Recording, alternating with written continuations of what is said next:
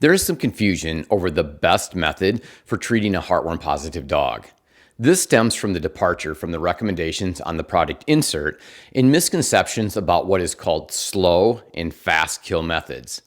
Thankfully, there is an entire organization, the American Heartworm Society, that serves as a centralized location for all things heartworm, and they provide protocol recommendations based on the latest and best information we have on the subject. Last year, I experienced all of this firsthand after purchasing a started dog that had acquired heartworms during a winter training trip down south.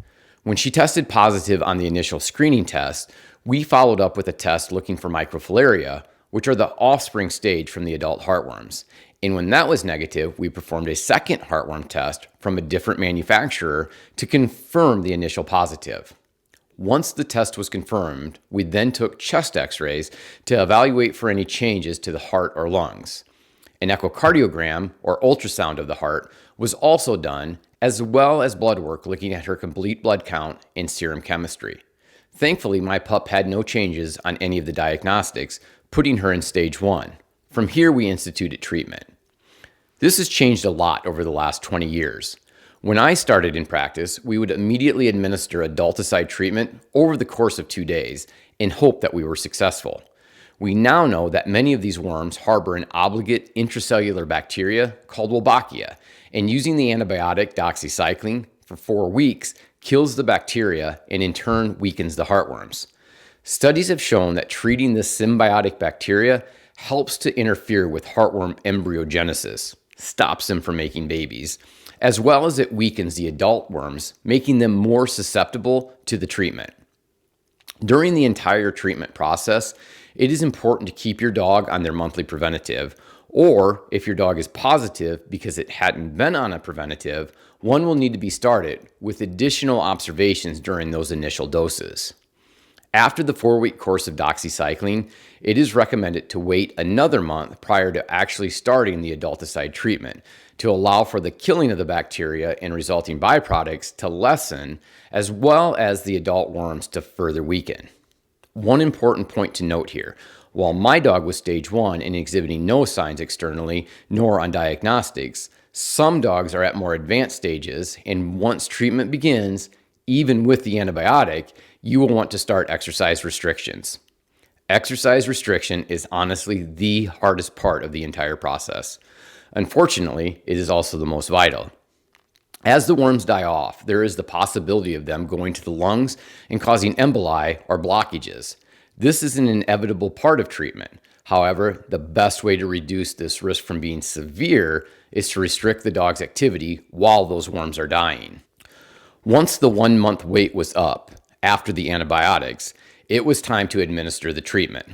This is another area that has changed over the last 20 years. The product that we use is melarsamine, which is the only FDA-approved drug to treat adult heartworms. The package insert recommends 2 treatments 24 hours apart. However, research has shown that this product protocol kills only about 90% of the adult worms.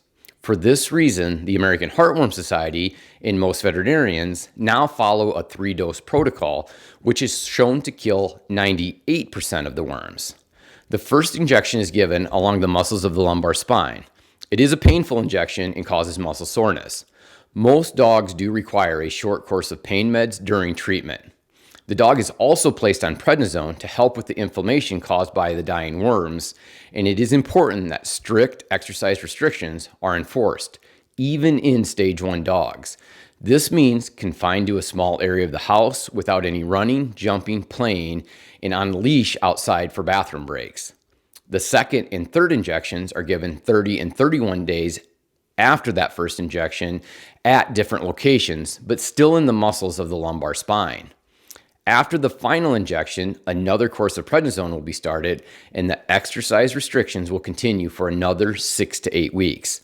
I know, an eternity in dog years. The most common side effect or issue that we see is pain and swelling at the injection site. This can range from slight tenderness to a reluctance to move. Other side effects that are reported are lethargy, inappetence, fever, and vomiting, although in my experience, they have been rare. 9 months after that last injection, another heartworm test should be performed to confirm that the adult antigen is no longer detected.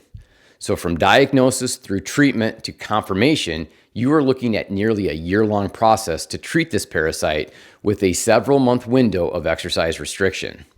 Thankfully, the vast majority of dogs tolerate the process just fine and lead happy and full lives after treatment.